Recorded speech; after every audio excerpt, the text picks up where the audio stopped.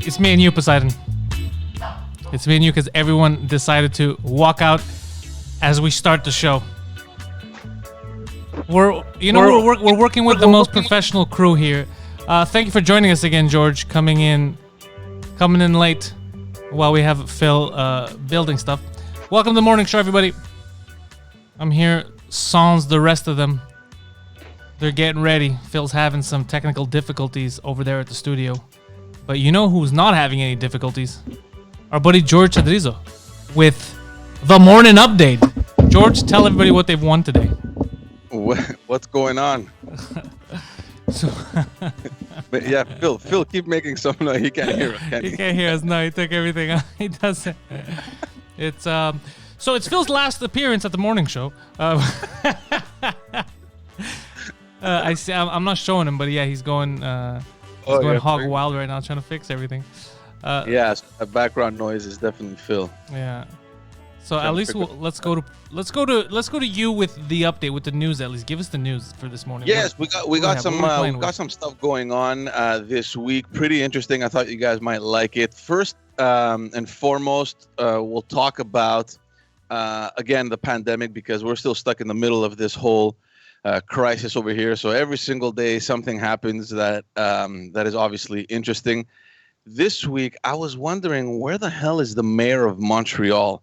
So for those who missed last week's episode, remember we spoke about how the Quebec government was quickly losing credibility during this crisis management, and how things were getting out of hand in Montreal. Well, nothing really has changed on that front.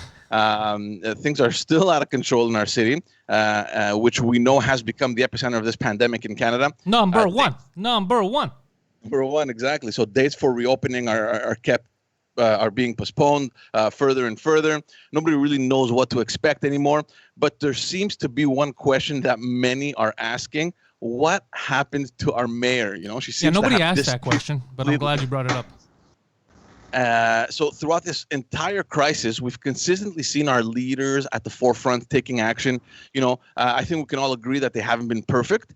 We look at Justin Trudeau, Premier Legault, and we know they've both had their ups and downs, but at least they're present. The last time I remember hearing about Valérie Plante was in the very beginning at the crisis, when the federal government was taking its sweet time to close our borders and stop all the flights.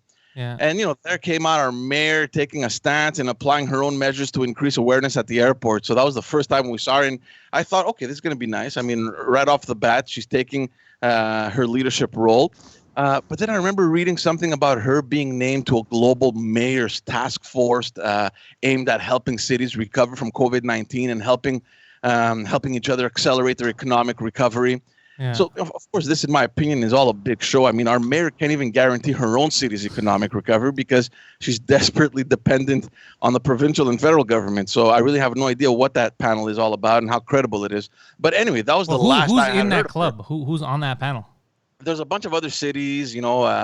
Not a real city. I don't know exactly what city, but it's a panel of 11 cities, and again, I don't know exactly what they mean and how they make decisions, because pretty much all over the world, everyone seems to be kind of on their own, right? So, but there was an article this week, actually yesterday, I think, printed in the Journal de Montréal by Geneviève Peterson, and I really loved it. And the reason I love this article is because it's simply the truth. So she talks about how from the very beginning she hasn't really stepped up. She's talking about the mayor now. Her press conferences don't really give any valuable information or any real action plan for the city. She compares other mayors of major cities that had to deal with huge crises, like, for example, Mayor Giuliani during the 9/11 attacks, Mayor Bloomberg during the Hurricane Sandy issue in 2012. Are you telling me that the Montreal mayor dealing with the 2019 bike path crisis isn't a big deal? She compares the way she's dealing with this crisis versus how other mayors dealt with those crises at that horribly time. And she even, of course, so she even compares her to some local or rural borough mayors here in Quebec that dealt with the floods just last year. So I completely agree with the journalist. Not only is Montreal the second biggest city in Canada, but right now it's also the epidemic. It's the epicenter of this pandemic in Canada. So we're always number one, bro. We're always the best.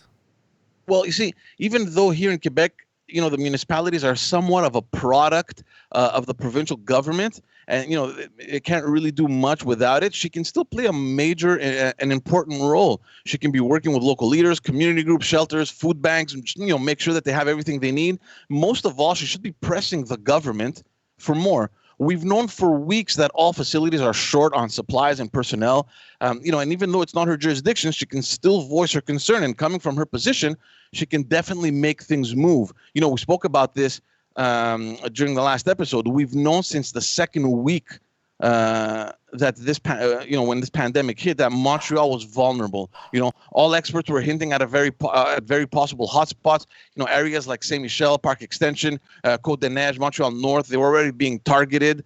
And like we said last week, only now have they really taken action to set up public testing sites in these districts. And in fact, for everyone listening that lives in Parc Extension, it's coming next week. So from Monday to Wednesday, there'll be a public testing site in Parc Extension. So for anyone that if anybody wants to get COVID-19, you know where to go. Yeah, it's completely free. So you just walk in there. So this is definitely somewhere where she could have intervened. And I feel like she lost an opportunity to really demonstrate her ability as a leader. That's all. And I think people are starting to notice. And I thought that maybe that article, was about time that it came out. I think you're too hard on her. I think everyone's being too hard on her because this is going to sound insulting, but it's not. I'm being honest. What do you expect? This is the woman whose campaign was, look, I don't know much, but how about less cars, more bikes on the streets? Because China's doing great. So what do you expect from this lady? Well, look, whatever her policy or her position or her ideology is, from the very beginning, at least she's been there. She's taken that quote unquote leadership role where she wants to implement the changes that she campaigned on. So that's fine. I mean, I don't disagree. In fact, I very rarely agree with what she has to say. But at least she's there. She's doing her job, whether I agree with it or not. She's been there, and I felt that during this pandemic, we were going to see more of her. And especially, I mean.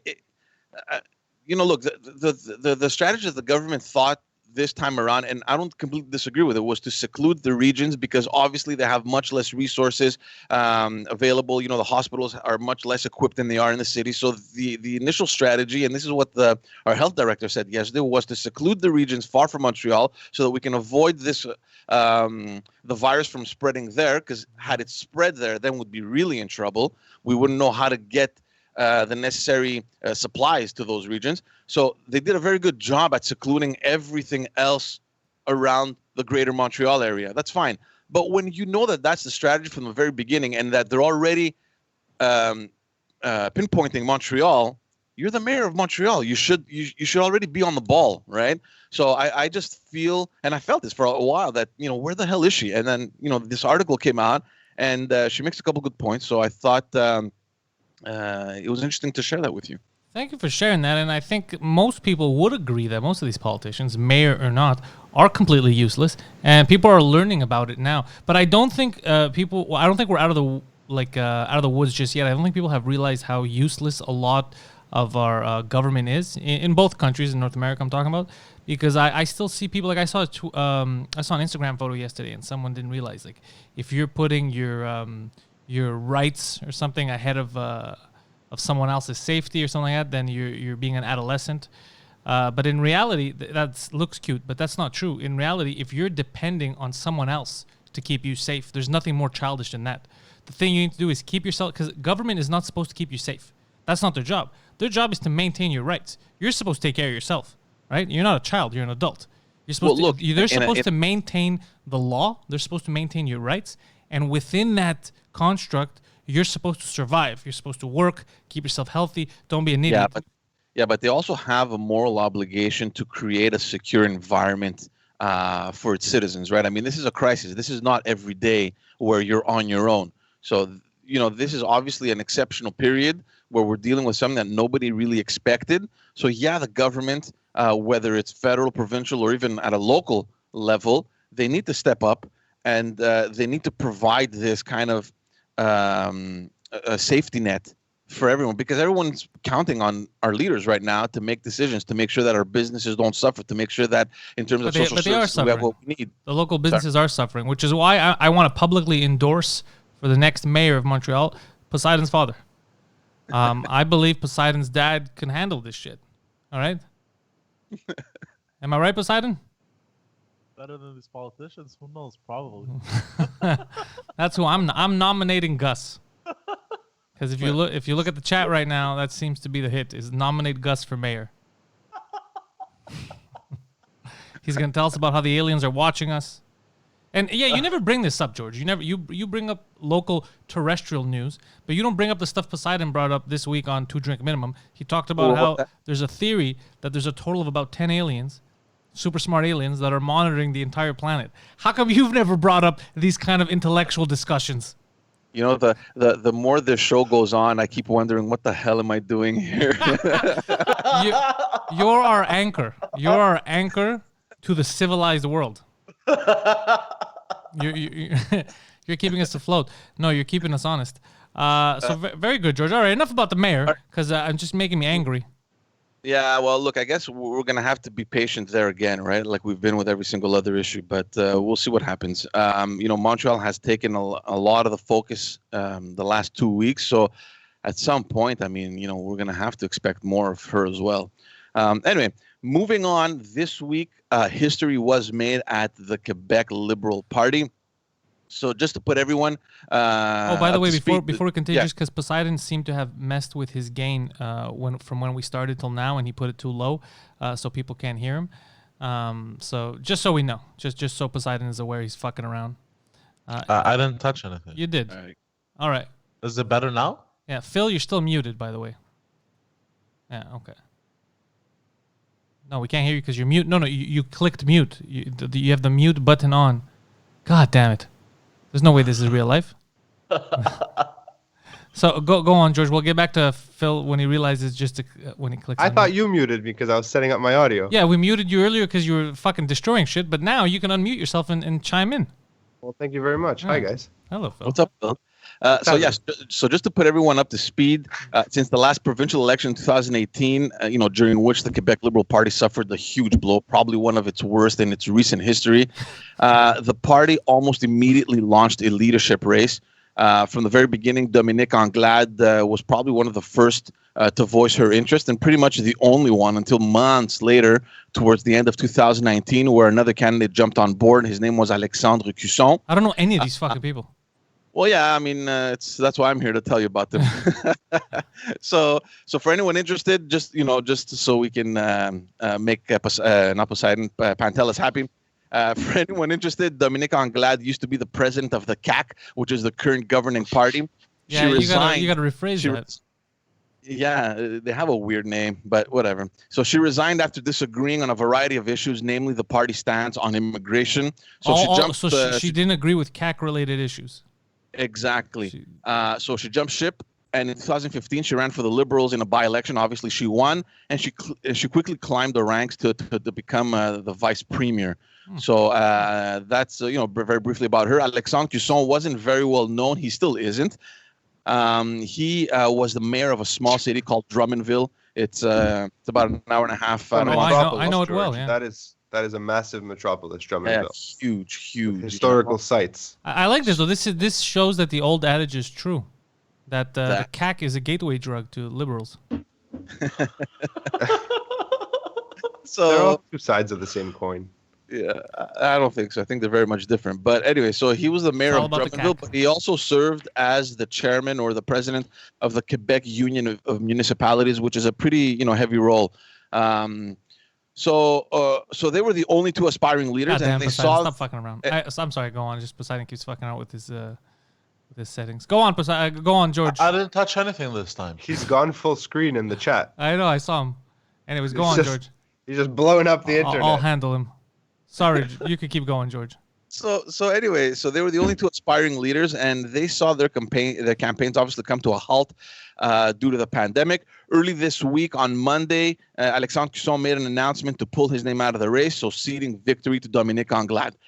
So therefore, she becomes not only the first ever woman to lead the Quebec Liberal Party in its 150-year history, but she also is the first ever black woman to lead a major party in North America. So, of course, we'll have to wait until the end of 2022 to see if she can become only the second woman premier in Quebec and among the very few black women. Hang on. head Hold of on. a government in the world. Yes. We've had a woman premier.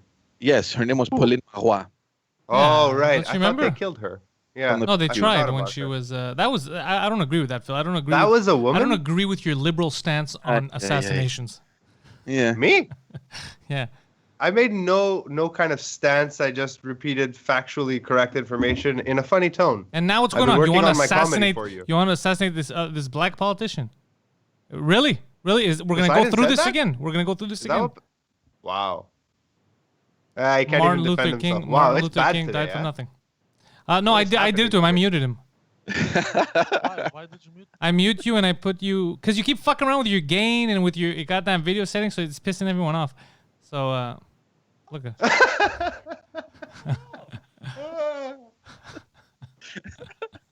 George used to have a real career in politics. Jesus, I'm telling you, man. I wake up in the morning. I'm like, what am I doing? No, I'm just joking. I love being with you guys. So it's a pretty big moment for the Quebec Liberal Party. But here's what sucks in this situation, because there's no candidate in any political race or candidate leadership race that wants a coronation. They want to be able to say that they were chosen by the people through a rigorous and democratic process. They want to be able to say that their leadership race brought forth ideas, exchanges, and debates. That it initiated a growth in membership, and that ultimately the party is at a strong place, both ideologically and financially, to take on the next election. So it's the complete opposite of where the PLQ is situated right now. So again, the party came out of its worst election results, and many of its members are still shaken by it. Many were looking forward to this period of restructuring and figuring out where the party needs to be and how it will get there. So I'm not saying it won't happen. And of course, I think Dominique, and I know her personally, I think Dominique is an extremely smart and charismatic person with some very interesting ideas. But this was an opportunity for the party to throw all these factors in the mix and find and choose the right person to lead the party in this direction. So we'll have to wait and see how things evolve going forward. And keeping in mind that in political years, 2022 is still very, very far away, and anything can happen. So I'm looking forward to these next 2 years. We'll see how it goes. Some would say that for politicians and non-politicians, it is equally 2 years away. Yeah, but 2 years in But politics. that's what the experts would say. Don't trust these scientists. Yeah, 2 years is 2 years, but in politics it could be very long. Like, a lot of things can happen. I just got a notification here on my phone. Poseidon, apparently you're gonna be replaced soon with a new expert that we're putting on our panel here, Greta Thunberg. She's from Sweden, and she says I can do news better. So I'm thinking of bringing her on board. Oh, man. Throw hands, bro. Me, I'm ready, bro. I'm ready to throw hands. Ready to punch You're her. going to throw for this tiny position, bro. You're Swedish gonna hands? punch a little Swedish girl in the fucking face, Poseidon. That's pretty fucked up, Poseidon. You know what? I guess that's the way of the world. So George, back to you with serious news. So aside from that, there's a third little topic that I want to bring on, because just so we can discuss it, because I know that we've been very vocal about this, and we've each had our personal conversations in the past about Black Lives taxation Matter. and its problems. Taxation. And I just thought it might be fun to throw this in the mix and see exactly where you guys stand. So here's what's happening. There's a party in Quebec called Quebec Solidaire. Just say the communists. Just say the nouveau communists so that people understand. Yeah, exactly. Basically, there's still a grassroots. They're not nouveau communists. Relax. They're not nouveau commie. What are they? They're not regular commie. They've been around, but they've been very underground. So, I mean, just in the last election, they've really taken some lead. I mean, they jumped from 2 MNAs to like 10, right? So it was a huge jump for them. But they're still a very radical left party. Okay. Really interesting.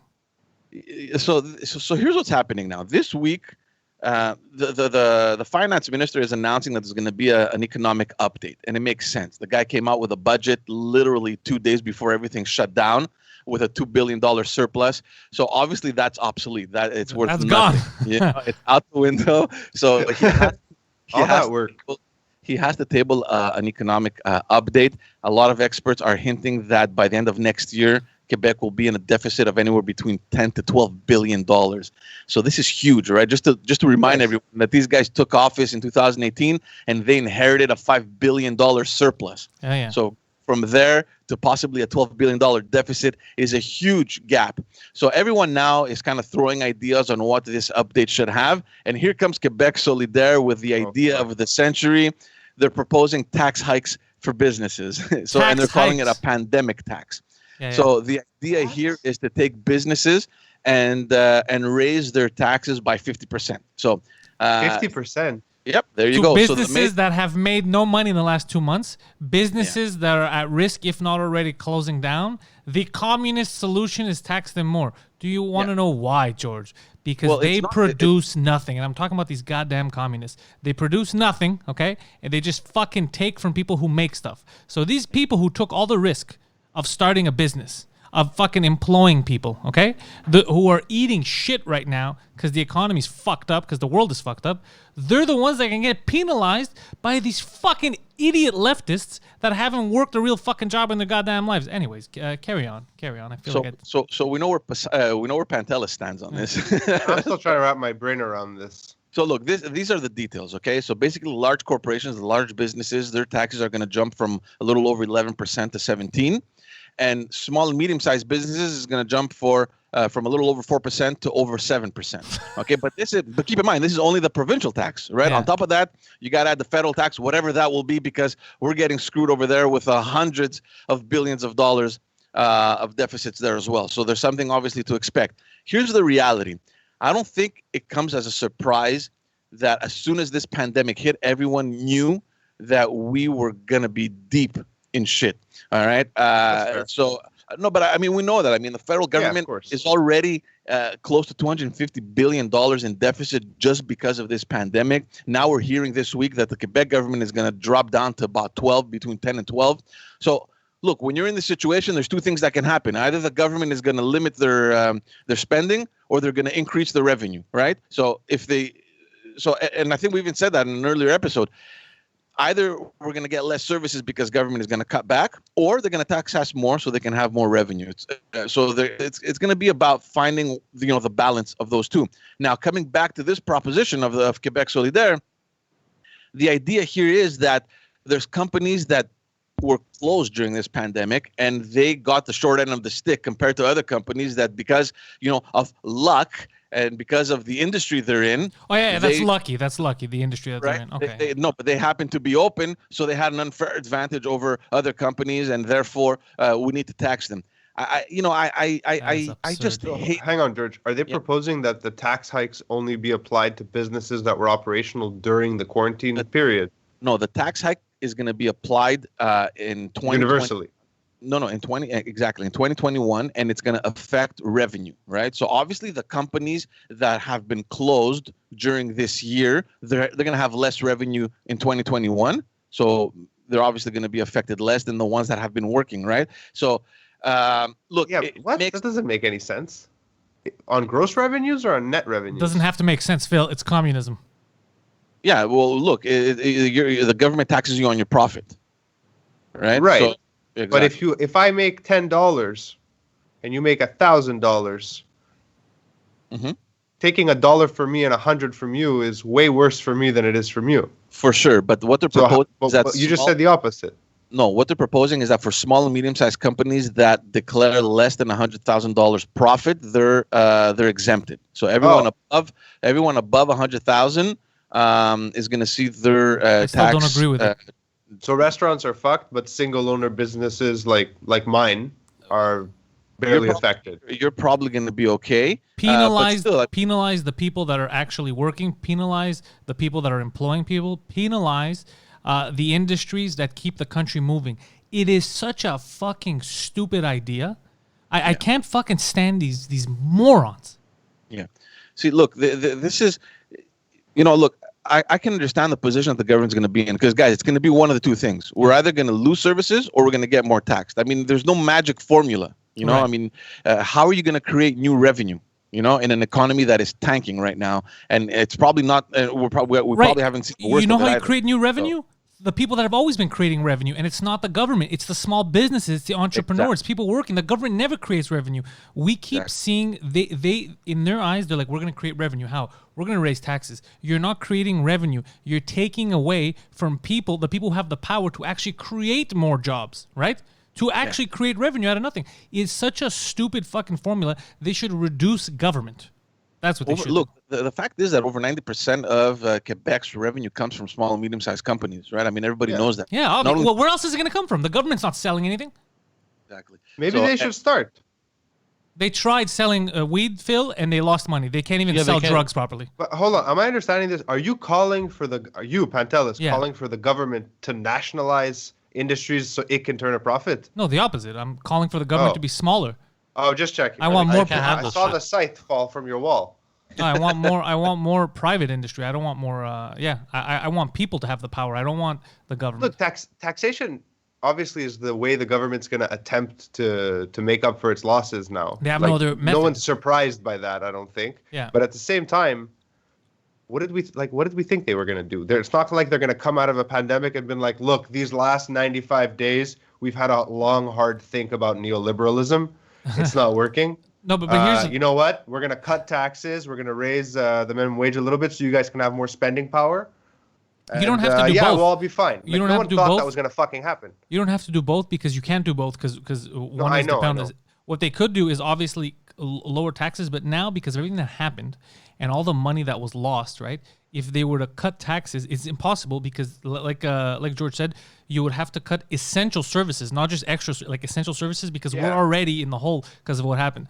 So even cutting taxes seems near impossible. There are little things, but it depends because also politically where we stand, like geopolitically, Canada in terms of oil. I was talking about uranium. They're not willing to jump head on into that, you know what I mean, and just become, let's say, a major contributor in any of those fields. So again, they're dependent on what? Entrepreneurs, small businesses, industry within Canada. No, but industry within Canada. So if you're dependent on them, you can't shoot them in the foot and then get mad at them for not running fast enough. You're, down the line, it's going to hurt us, right? Maybe they're going to sum up a lot of money in the first couple of months for these extra taxes, but long term, when these businesses can't function anymore and they have to shut down, where are these taxes going to come from? They're trying to get $100 today as opposed to getting $10 every day for the next 100 days, which is stupid. There's a silver lining, though.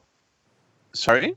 There's a silver lining here, because the last time Quebec increased taxes on businesses exponentially, creating the system that we kind of have now, a lot of businesses just up and left, right? Yeah, that's not a silver lining. This years ago. But now there's nowhere for them to fucking go because everyone's fucked. So look, silver lining. This is the argument that they're using because they're comparing the taxation that they're proposing to a similar taxation that existed in 2007. And they're saying, look, we're just going back to 2007.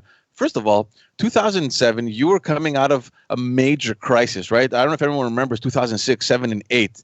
And then they're saying that, well, we were being taxed similar to a similar bracket in 2007 until the Liberals came to power and then just started chopping those taxes. Listen, first of all, I remember those days. Yeah, but we came out of those days that you loved, right? I mean, we had come out of a crisis where, okay, the situation was pretty much balanced, and then it made sense to bring everything back so that we can allow the businesses to breathe. That's what happened. We didn't just start cutting taxation because we liked it. So not only that, comparing the situation now to 2007, I think is ridiculous. I mean, it's 13 years. How do you compare? It's a pandemic. No, but forget about the pandemic. Even if the pandemic wasn't there, Phil, I mean, you're comparing 2007 to 2020. Are you kidding me now? Like nothing changes in 13 years. There's not much. In 13. Come on, man. There's no advancement. Like so many things happen. But you know what? Why don't you look at the banks?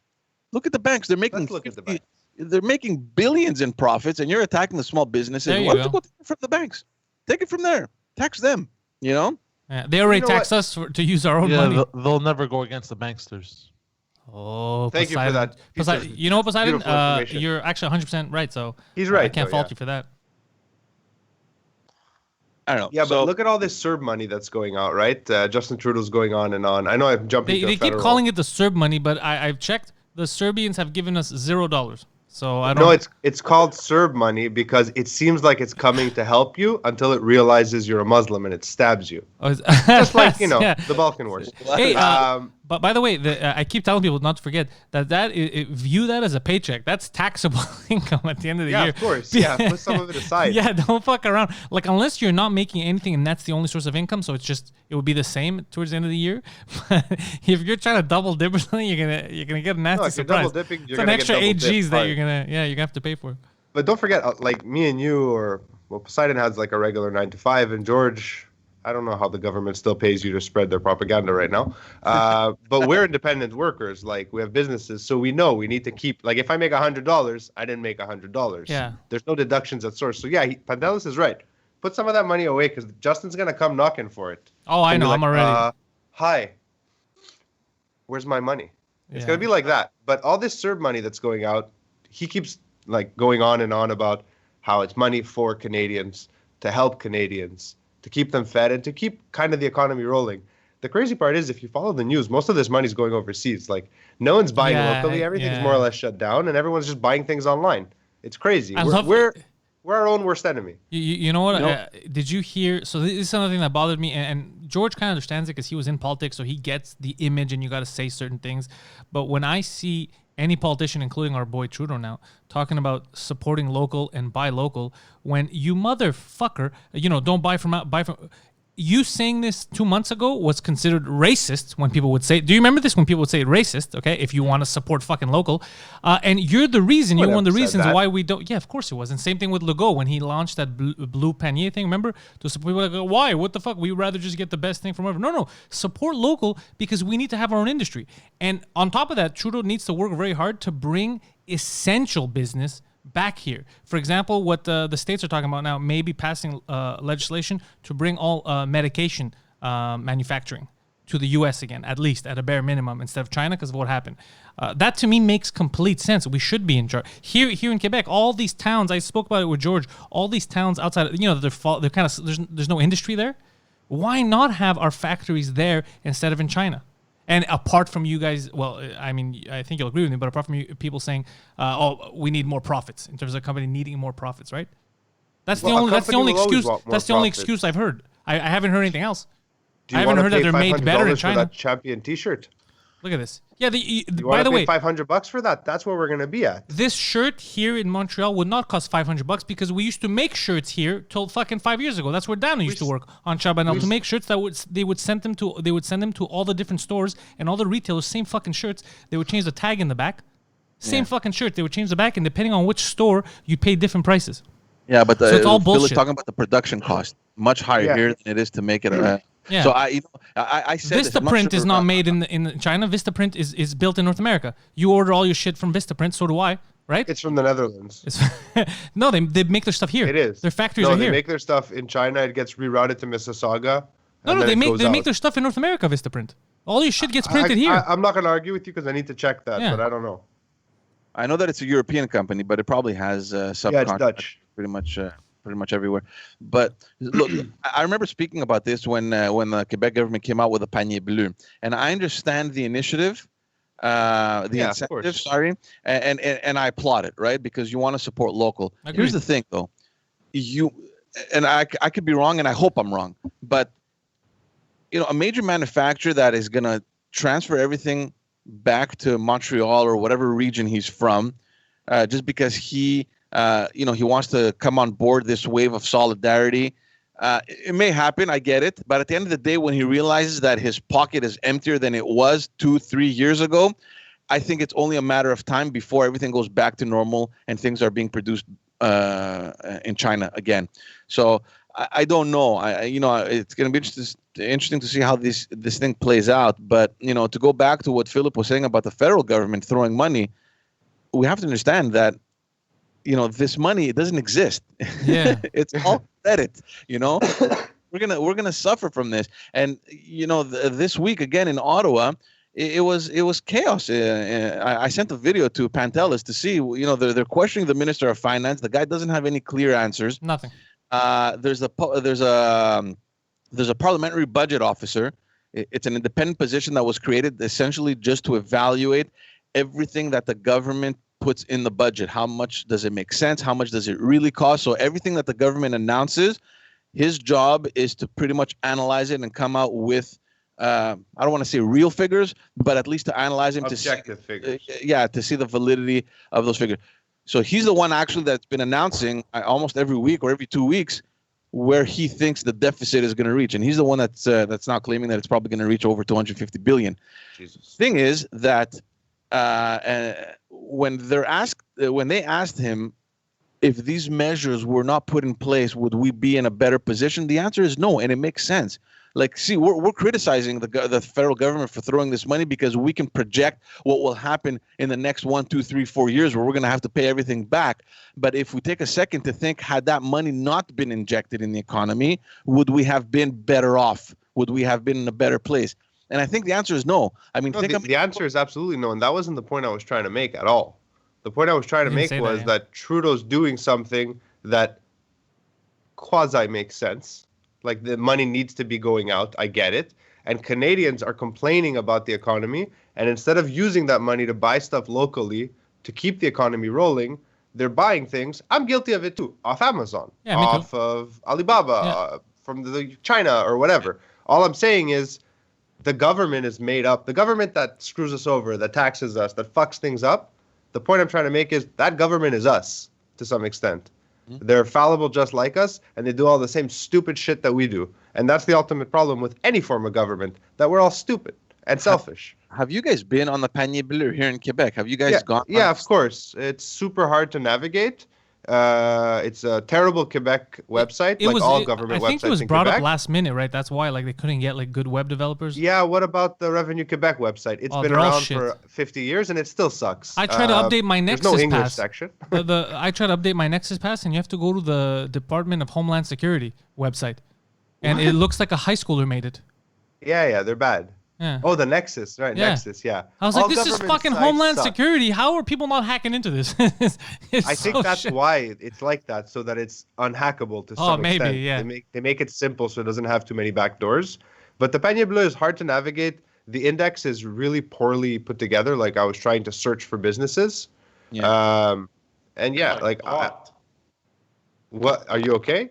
No, this is a garbage website. Oh, you're on their website. Garbage website. Homeland Security? No. The Panier Bleu. Go to Homeland Security. You're gonna be surprised too. Yeah, the website shit.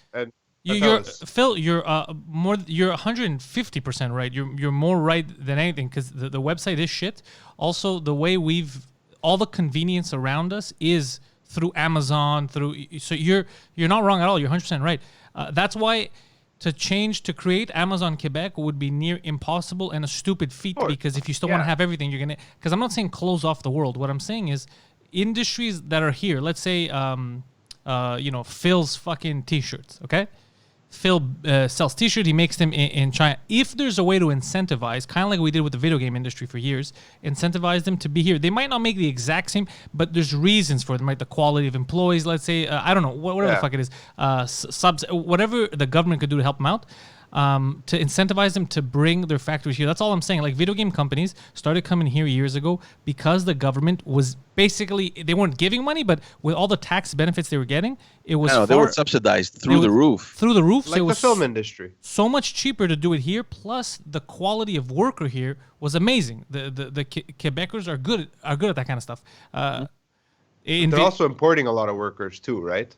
When I was in the video game industry, no, they weren't importing. They were nowadays. Locals. There's a lot of people coming from overseas. Like, they bring them here. Montreal's the hub, right?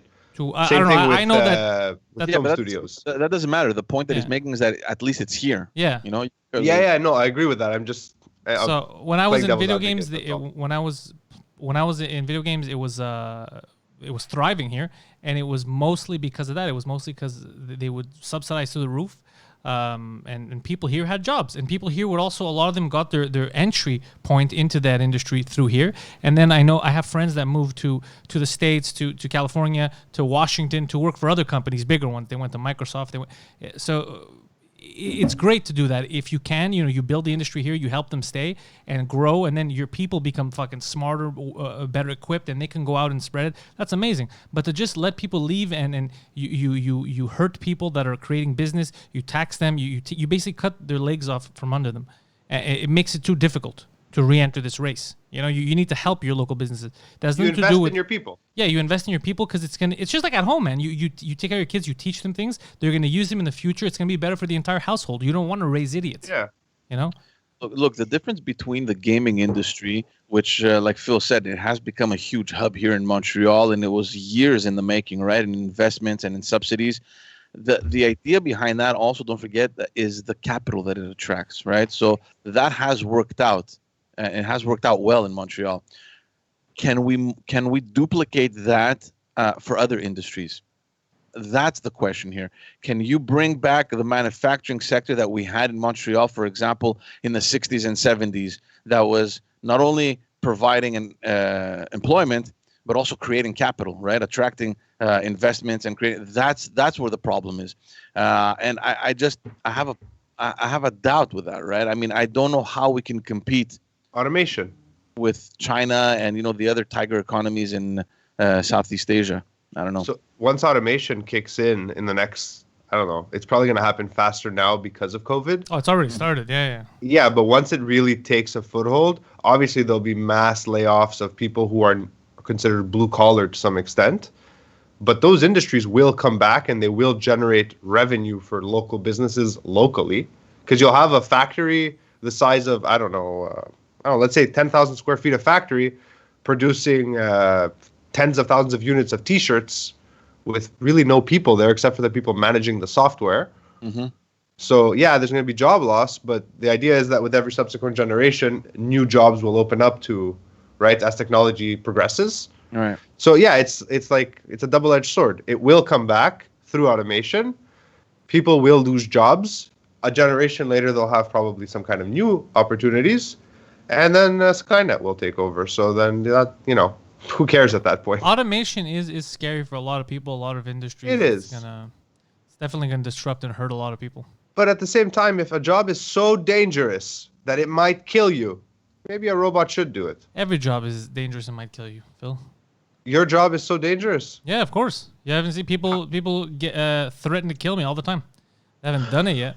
But yeah, the more you talk, the more people get mad and they threaten to kill you, dude. I think that's mostly you. No, a lot of comics have been attacked on stage. I know. But a robot can't do comedy yet. A robot can never do comedy. It's tried. You don't right? know that. I've been reading these AI stories online where like a robot writes like a narrative. Yeah. And some of them in the last 6 months, some of them are interesting. These robots are getting smart. They found their muse. But not deliver, maybe. What? Sorry, what? Oh, you mean like they can't, like you just did, they can't deliver. Yeah. Oh, Yeah, deliver. basically. I heard not deliver. Yeah, they can't deliver the jokes properly. They don't. Okay, yeah, that's true. Yeah, they'll never be able That's to. fair. I mean, That's I fair. believe that a robot could write a story at some point with AI, obviously, but I think humor. I think that's an inherently human thing. But now. how are you guys doing, Phil? I mean, how's your business, Pantelis? How are you guys doing? My business? Yeah, go ahead. Go on. I was gonna. Yeah, Phil's more interesting than me. Well, okay. I don't know about that. So I don't know. I'd say a big percentage of my time for my business is with one specific client. They're like a big house account, and then I have a bunch of others. All of those others, I'd say 80% of them right now are either suffering, asking for spec work so they can keep their marketing machine working and pay later. Yeah. So that's really slowed down. But the main client's still producing, so that keeps me busy enough. But I still have I've produced, I don't know, what is this now, week 7 or something? I've lost track. Yeah, I whatever. think we're 65 days into my personal quarantine since the daycare's closed. Yeah. So I've produced 5 projects for 5 new clients in that time. So I'm still doing stuff. I'm just not out there shooting. I'm doing a lot of editing now. And I'm starting to get more time. Like now that I found a rhythm with my wife and my kids of how we can kind of manage our weeks. We're doing the morning show. I filmed My Hole yesterday, the first test episode. Oh shit! It's not going to be released. It's just working out kinks, but I have time to do that. Yeah, I want to start vlogging again. I've missed the studio. Technically I can come in. And as far as the studio is concerned, which is my business also, we're not officially open, but I never locked the doors. We implemented a bunch of safety protocols just to be safe. But I'm here. It's a safe space. Nobody comes into my office. We have soap whatever they're called, George, the stuff you got me, the antiseptic dispensers. We're trying to keep a distance, and it's a good space for keeping distance. Like, we're not co-working. We're not on top of each other. No, we each have our own. Pantelis has come in. Yeah. His office is secure. We just did a big, like, really thorough cleaning. I don't know. Have you come in since the cleaning? It's fantastic. No. Oh, nice. So now the outside is as clean as the inside. Yeah, nice. Everything's clean. Yeah. I had Poseidon clean the studio last week. The main space, like the kitchen, everything else. Nice, is full. nice. So that's still going. But like going forward, I mean, are you thinking of different ways on how you can create a product for your clients? I mean, how are you gonna approach them? There's a lot of stuff that can't be done remotely for my business. Like, I can't interview you remotely, and I mean, I could, but it's gonna look kind of like this, right? Yeah. You're not gonna get the production value. Yeah. I think there's a lot of value in people who do the kind of work that I do in teaching right now, like teaching clients how to deliver you footage that's usable. Oh my God, yeah. But there's also a huge danger there, because if you teach everyone everything you know, they don't need you, you're obsolete. And they start to get comfortable with it, it seems a lot easier to them than it is. And that's always been a very dangerous, especially in the selling phases of selling videos. People are like, well, I have an iPhone, can't I just shoot it? Yeah. I mean, yes, technically you could, but I could build a car. You want it done right, or you want it done?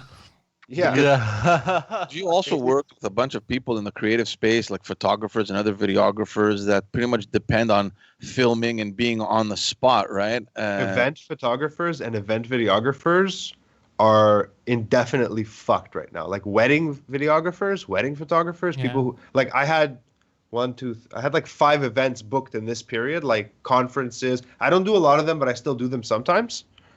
And they're indefinitely gone. Like, who knows when people are going to start having big events again. Independent content, like as far as guys who have my skill set or women, people who have my skill set right now, independent content, there is like a massive need for people to consume things because they're trapped at home. They want stuff that isn't people have finished fucking Netflix. Like, that's not even a joke anymore. That's crazy. So and the fact that the film industry is only now starting to try to attempt to start rolling full production sets again, and not in Quebec, I mean in the States, it's going to take a long time. Like, if you're watching a show that just ended like a week ago, you're not going to see another season for a while. I haven't watched Upload yet. I've been watching other stuff. Actually, I have Apple TV Plus now because I got a new MacBook, so I got a year free, and there's some phenomenal content on there. Yeah. Like really high-end, good, like throwback kind of old world cinema feel that Apple's producing. Very Spielbergian, I would say. Spielbergian.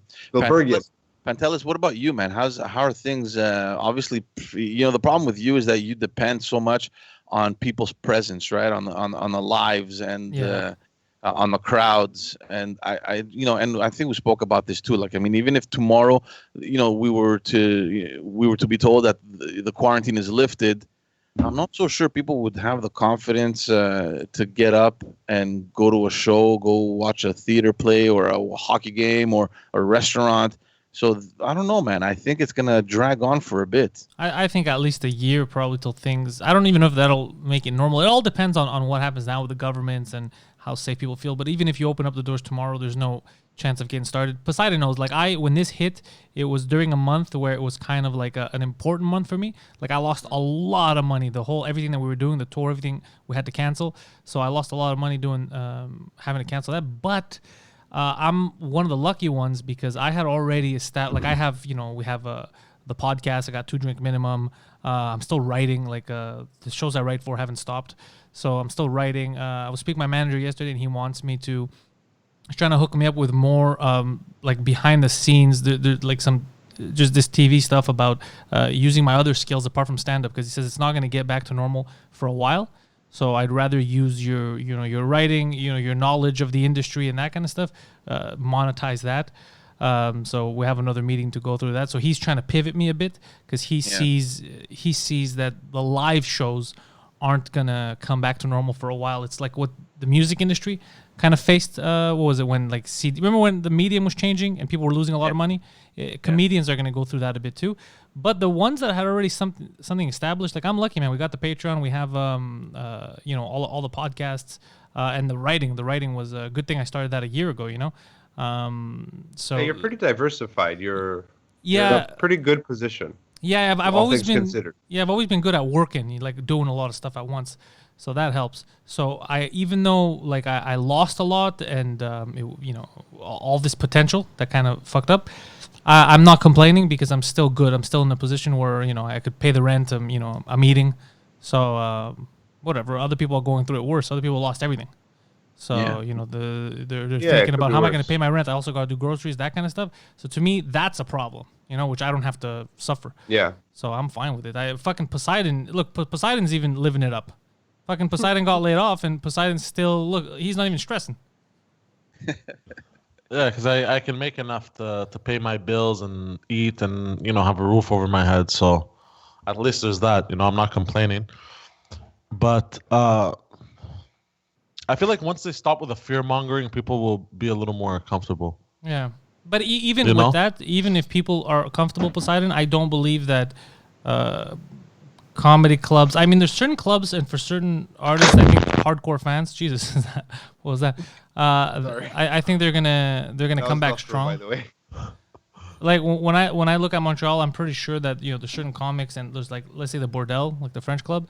I think when they want to open, people will show up, and having like Mike Ward be in I there. don't know about Obviously. that, man. People are scared. Not like, look, man, people are scared, but not everyone is as scared as the media is making it out to be, right? That everyone's nervous, and there's a lot of people that just want to get back to normal. Yeah, for sure. Everyone wants to get back to normal, but when you see the numbers in Montreal, like I look at what's happening globally, I look at what's happening in the country. But what It do all they? kind of makes sense based on what we're doing, but you look at Montreal, and I cannot account for what's happening here at all. But what do the numbers mean? Because are you talking about infection rate, or are you talking about deaths? I'm talking about deaths and hospitalizations. Right, but the majority of deaths are from old folks' homes right now. That's what Montreal's suffering, and what it did uncover that's is like, true. let's say TMR, the Vigile, whatever, the one where Alex used to work at. Yeah, just the one that's like next door to the office. Yeah, exactly. That one. It's basically casting a light that we did not treat we're part of the community, right? Yeah. Treat these people properly. What were they saying? They say that they weren't being cleaned. The rooms weren't being cleaned. The sheets, like everything, they weren't being They taken were care being of. raped. And yeah, the rapes too were happening. But that's not just there. That's in all kinds of homes.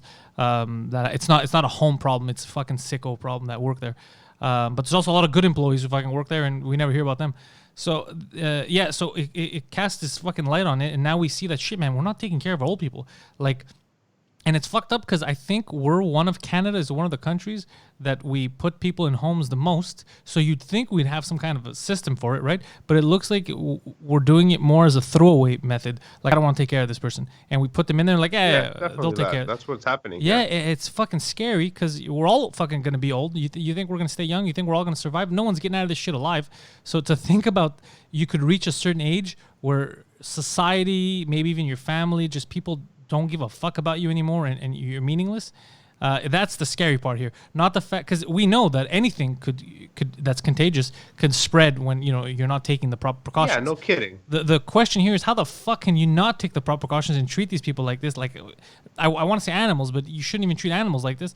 In the modern world and in the first world and in Montreal, it's fucking scary. And it's not just here. It's happened all over. It's happening. uncovering. Yeah, I was talking to my grandparents actually about what's going on with. I was talking to my grandfather. He's 90.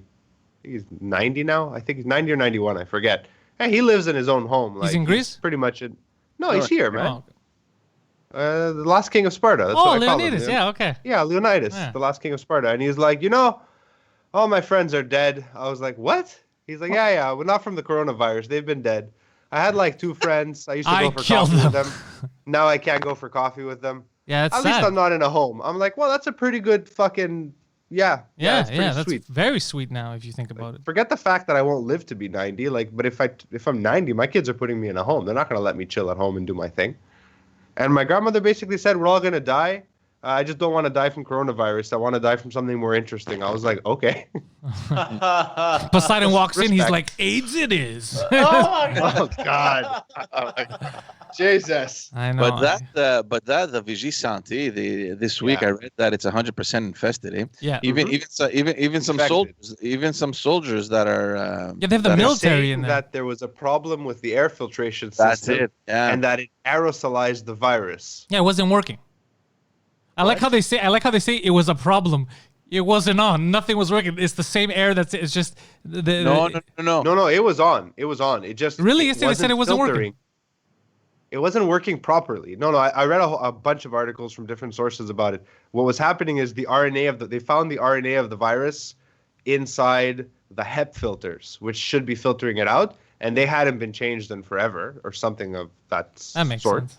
And it does that mean it's airborne now? Like, are those droplets able to be That's sucked the in? thing. But Like, it's who always knows? it's always been airborne, right? It's just No, but to they're what- saying the droplets are airborne to a certain degree, and then they Yeah. drop because they're not mist, they're not aerosolized, right? Now, does that mean when it rains, the fucking virus is going to come back down if someone coughed into the sky? Like what? Well, no, because Like- now they're saying that's two contrary beliefs. Because one, they said it'll die in a couple of days, and then if it evaporates and goes to rain, it's going to end up dying, right? If you don't get it within that time frame. So which is true? What if it gets- rains quick? Like what if it's the last droplets to go up? It's just there's so much conflicting information. Well, I don't even know what to believe that- anymore because that's they don't know. Yeah, a Yeah, that's lot the of it's controversy bullshit. right now because so far we've been told that it's you get that through direct contact, like with the Yeah. exchange of fluids or whatever. But now because of the situation now in that seniors residence, they're thinking that it was transmitted through the ventilation system, and they're wondering, wait a minute, how can this be transmitted? I think they're wrong because then it would have happened in a lot of other buildings, in a lot of. I think there's a panic because everyone there is infected. well, no, the The second soldiers caught it, and they were wearing PPE. Like they were full. They were going in like ET, like full protective gear. They only had one clean room where they were taking them off, which was in the building. So how did they get it? I don't know. Then what's the point of all this? Then what's the point of this whole fucking? Yeah, if then that's the Poseidon's case, there is no Poseidon's point. correct. Poseidon's correct. That means that all the stuff they're making you do is bullshit and fear mongering. yeah, Maybe it's possible. and with only 3,400 deaths in the province. only. Yeah. Well, that isn't only. Out of Are you 8 telling me million? that nobody died before coronavirus, George? Why aren't we talking about other deaths? So are there no other Seriously. types of death now? No one else died. I saw a video of a guy on a motorcycle falling off the bridge. Are we not talking about any other deaths? Like no other deaths happened. This is the only thing that could kill you right now. That's how we're Yeah, treating that's it. That's all. You No, know? obviously not. But obviously, we're still stuck in this middle, of this pandemic, and it's the main concern. Keep in mind one thing that people used to die every single day in the in the long-term care facilities. Don't you know? lie. Don't lie. Well, every single day. So I'm not sure they came out with the numbers. I think last week there was 1,000 people a week or a month that normally would die in these long-term care facilities. In the palliative care facilities or in the old No, folks' homes? Yeah, in the old folks' homes. Yeah. So I mean, yes, people die. People will continue to die. But the thing is that now we're faced with this situation. So obviously, everyone's attention is focused on that. And when you're hearing that now it's airborne, or it could be airborne, or else it doesn't make sense, people are starting to panic. I mean, we were being careful, but now we can just catch it anywhere. Yeah, but again, this has been going on for months, and we didn't even know about it. And Yep. I personally probably had coworkers who were sick because I knew a lot of people who were sick for like a month, Yep. and I was in close proximity with. I never got any symptoms, so a lot of people probably got it and went through it, and we don't even know about it. Also possible. 100. But You know again, what I we're mean? Also, speculating because we don't know. Well, you know what I do know, Phil? I find it suspicious that the people that are telling us what to do to stay healthy don't seem healthy to me at all. Do you know what I'm saying? Oh, that press conference from the crypt. Yeah, like what is this? Look for the people watching this right now. Look, they have fucking a woman who clearly dated Count Dracula 300 years ago as the health director of the Los Angeles County. Like, are we all fucking What's her name? joking? Huh? What's her name? This woman. I don't know. Count Dooku. I don't fucking know. For 1,000 generations. Yeah, it's fucking absurd. She's Who are these immortal. people telling us? Yeah, she is immortal though. She's survived this long. That's what she's trying to tell us. It's just The like Queen Greek has health competition. minister? Remember that Greek health minister who was Smoking like, yeah, we cigarettes. can't be smoking in the fucking parliament, and he's just smoking. Yeah. That's the guy I want telling me what to do. yeah, Hey, right. have you guys read any of this fucking data coming out about nicotine and COVID-19? No. So there was this article that came out from the Telegraph or the Guardian like 7 weeks ago. And everyone kind of just was like, whatever, it's just the media sensationalizing weird data out of France. Fucking France, they're all smoking. So a bunch of different universities grabbed this data saying even pretending that smoking could help someone is a terrible thing to do. We need to disprove this data instantly. And they went hard. And like I read a bunch of different studies. I can send you some of the links after, and maybe you can discuss it in detail on another podcast because it's interesting. Curious. And they attach to nicotine cells instead of your body. They're right? not even sure that it's nicotine anymore. Now they're speculating that they've accounted for age, ethnicity, all kinds of different factors. What about right? religion, Phil? Not for religion, no. And what they're coming back with is like there is some kind of skewed data. Like it is affecting non-smokers are not. I mean, smokers. Attaboy, smoke. Cough it out. Cough out the tar, Poseidon. But nicotine and cigarettes in general are known to have weird immunological responses on the body, like depending on people. But I just think I'm not saying start smoking. And I'm not even saying like if you smoke, good job, you're safe. I'm just saying it's interesting. Like what a weird fucking virus. I think there's a lot we don't cigarette smoke understand. is somehow playing, like it's just weird. I'm just trying to get back to the fact that we don't know. I think it's all a crock of shit. No, it's Attaboy, real. The Gus. virus is real, Poseidon. It's a real thing. No, the virus is real, but I mean, like this The whole thing about if you hysteria- smoke, it protects yeah, you. That's all- ridiculous. all No the one said that. No one fucking said that. Well, that's what they're No one looking ever into. said that. We're not advocating Yeah, that. we're not advocating you start smoking. Isn't that what you meant? That is No, not no. what I He meant. says I'm that saying they're looking into what could be the reason, right? And the common denominator between the people they tested was the smoking. So now they're wondering, is that the catalyst? But Oh yeah, it yeah. hasn't yeah. been. now it's they're just- actually doing studies on smokers specifically. yeah. Because nicotine itself, on its own, without the cigarette, without the tar, without all the other shit, it may prove to be some kind of weird. It might do something. Who knows? It's a chemical compound just like anything else. Fucking CBD does all kinds of things, not for coronavirus, but who knows? Maybe nicotine does have some kind of fucking therapeutic. Who knows? That's all I'm saying. If they're looking at cigarettes as a solution, we're in way deeper than we ever thought we were. yeah. Is what I'm Even looking- the thing now with the masks, George, to go back to your point, now they're saying wear masks if you're out in public. We're not going to make it mandatory because you're all going to freak out, but we're telling you wear masks. Well, I think they did make it mandatory for public transport. Yeah, but I mean, like, to That's walk cool, but I don't want to outside, see these peasants' faces anyway. my understanding of, just how viruses work, and I'm not a fucking virologist. Like, Whoa, whoa, whoa, if whoa, you're whoa, hold outside on. in a park, Are you telling me we hired you that's under right, I false faked pretenses? it. Did you lie on your goddamn resume, Phil? I did. I'm actually a small autistic Swedish girl. Well, we need one of those. Yeah, We have a The large resemblance- autistic fat man. that is an insult to everyone on the spectrum, I know. Poseidon's crushing that and spectrum. we apologize. Yo, something we're not going to talk about too long, but just to mention, I just saw it on Phil DeFranco was talking about it. There's some dance on TikTok that it was making fun of autistic kids.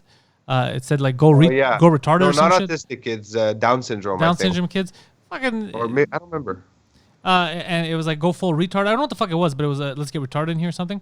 And actually, Yeah, something like that. TikTok started taking TikTok itself, not just the people that were regretting it, started taking those videos down and remove the hashtag. No, but here's the thing, dude. What's crazy about it? Look at Poseidon going. What's nuts is Poseidon. There's actually, I'm thinking about it. I go, they might have not been in the wrong here, TikTok, because it's exploding. Okay, right now, so they don't want any negative attention, and that was bringing heaps of negative attention because all you would see is a bunch of like 15-year-olds making fun of children with Down syndrome.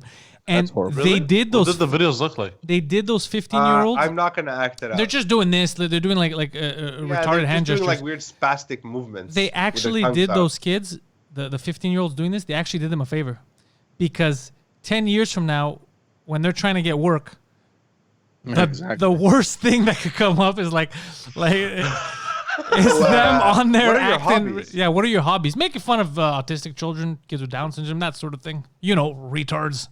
Yeah, that wouldn't sit well. So they actually did these fucking morons a favor. Yeah, they did them a favor, but I'm still against taking down. Yeah, no, I agree. I'm just saying they're fucking. Yeah. I also don't agree with children. I don't agree with people under 18 putting so much content out. I don't agree with it. Yes. Because they're not. I don't agree with what that the either. next generation is putting out on TikTok. Like, I watch some of this stuff, and I don't think of myself as being very conservative or prude, But I see some of these videos and I'm like, what the fuck are you doing? Mine, Poseidon, is because they're not adults yet, and yet the way we live now with cancel culture, anything that you did 10, 15 years ago, someone who doesn't like you will try to use it against you as if it represents you, who you are right now. Yeah. So these children, even though I don't know them, they might be idiots. It still sucks that their future is kind of a foregone conclusion because people will use it against them. Do you know what I mean? They're trying to get it. Maybe they've changed. They're right. better. But then again, you can argue that if you let this go on, it can fight back towards the cancel culture. Like people won't be as cancel culture-y in like 10 You years. think than they are because now. everyone will have dirt on the internet, No, everyone will Pos- just stop calling each Poseidon, other out? I don't What do you want. think this is, the Bible? No, yeah, but also Poseidon. These are also children. It's different for adults, right? That make their own Yeah, I decision. know. These kids are just jumping on trends. They don't know what they're doing. They're being videotaped. They're being. It's fucking weird. It's just. They're weird. doing it for the cloud. They're doing it for the clout, but later on, it could fuck them. You know, it's. The internet's Yeah, I a scary know, I place, know. man. The internet's But a man- fucking terrifying man, it place. is Yesterday scary I had some... Yeah, go ahead. Sorry, the man on TikTok, man, I saw this girl. Okay, well endowed.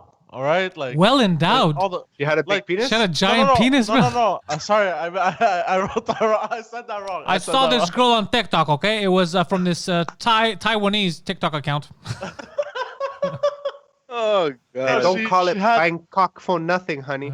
She she had all the assets, right? She had these fucking Okay. She You know? had guns. huge tits, right? And Oh, I'm like, oh, she's she's hot. keeping and it she looked classy. fully mature. Hold on, you know, like She was fully looked mature? Did you fully say that? Yeah. So I thought she was like 20 something, right? Oh no, I don't like where this is going. Oh, no, I don't like where this is going, Poseidon. Oh man, so I give her a follow. Don't tell this and story. then Don't tell post this a new story. video, Keep and then saying- she posts a new video dancing to a song. I'm and then finally she's, like, 15. And then she shows off her body, and she's like, "Oh, what? You thought Can't I hear was the 20? story. I'm 16." I was like, "What?" So I unfollowed. I was like, "No." But I was no. like, God damn it, I jerked off 3 times already. Why did you tell me so late? On the topic of pedophiles on the internet, Oh, before you get to your pedophile, I have to ask Poseidon, because Yeah. Poseidon fell down 3 flights of stairs and twisted his ankle 2 days ago because he was looking at boobs on his cell phone. I just want to know, was that the girl you were looking at when you fell? No. Okay, 'cause that would've- I matched with the cutie on Hinge. Okay, what on what? Unhinged. On Hinge, yeah. On Hinge. What's the fuck On is what Hinge? is that? That's a On- new dating What thing. is Hinge? Yeah, Hinge. Is it competing with Tinder? Nah, not really. It's like its own thing. What does it do? What's the difference? Oh, he's gonna ruin you. And man. I don't even know. Is it just guys on it? No. It's like So it's like a grinder competitor. no. Well, what's the difference? Okay, so the main difference is you only get 6 likes a day, and you can like you can like people's pictures, and you can like people's because they have to select questions and they have to answer, and then you can like their answer to that. Getting complicated. Yeah, it's a little more like in depth or whatever and shit like that. So like, Wow. I don't Wow. understand. man, That makes people watching not want to Pantelis. date again.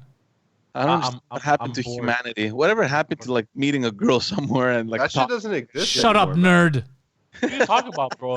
There's a pandemic going on. How do you survive? How else are you Yeah. gonna meet a How girl? else is he gonna meet a Okay, girl? boomer.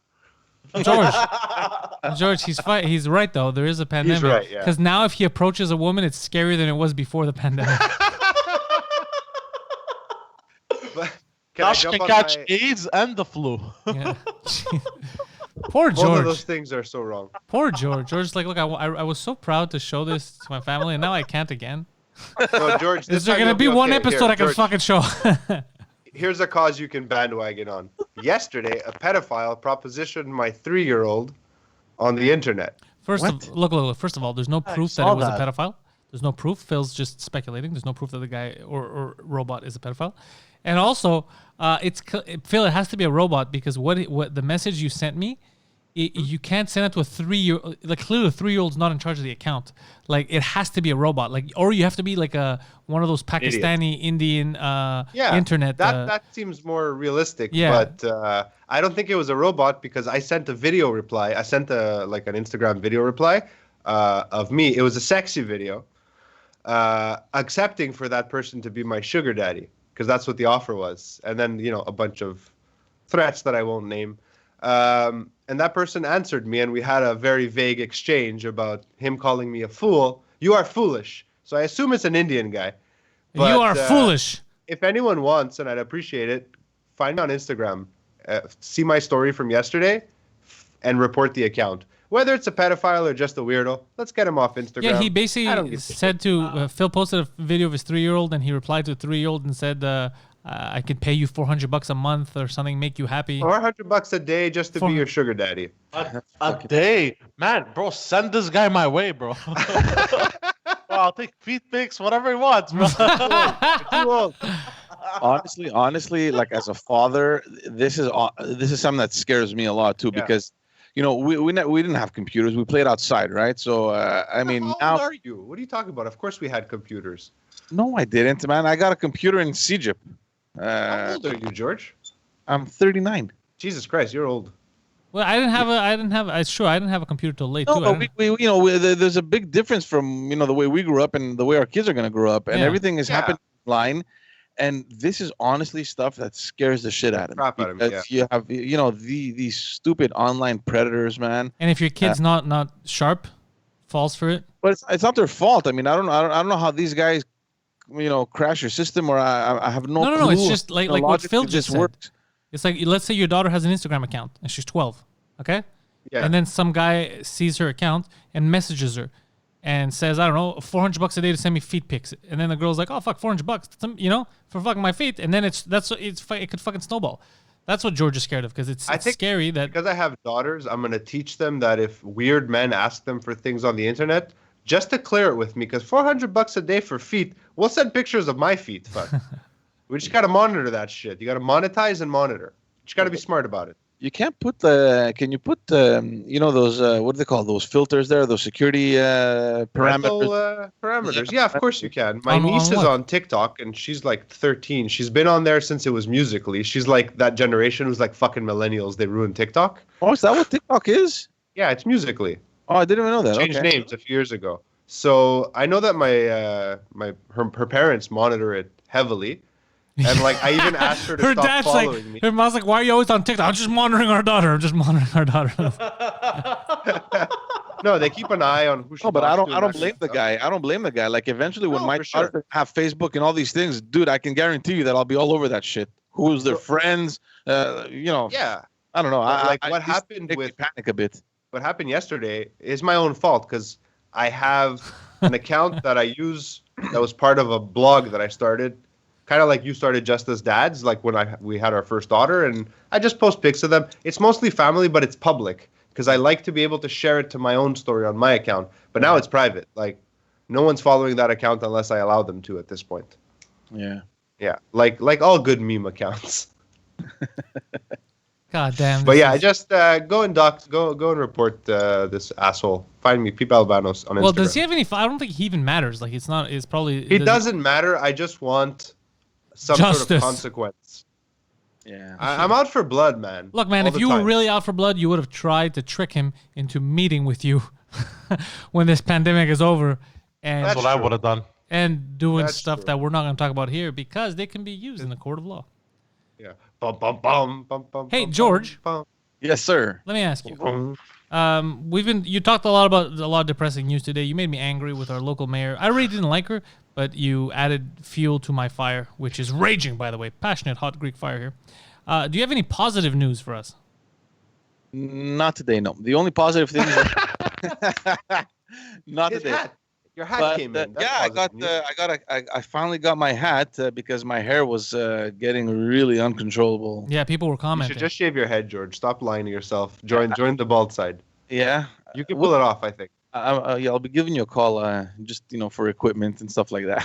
Yeah, it's not complicated. My dog has to get a haircut. Her groomer, because it's one specific lady who's also a technician at one of the 24-hour vet clinics. She knows how to calm her down because my dog has PTSD. So no one else can do it. And she can't see anyone because she works at the hospital, so she's scared to, give people coronavirus. So my dog can't see. Like just the hairs in front of her fucking eyes. She looks homeless. With a scissor, just cut the hair. She goes crazy. The second she sees a scissor going up to her face, she goes, like because people used to fuck with her, they used to abuse her a lot. So she's better than she ever was. Like the time that I had her. But you put weapons in front of her face, she knows what they are, and she gets scared. Put a little hair elastic. Yeah, I do. That's what I do now. Yeah, she has a little. It's the only way. Yeah, exactly.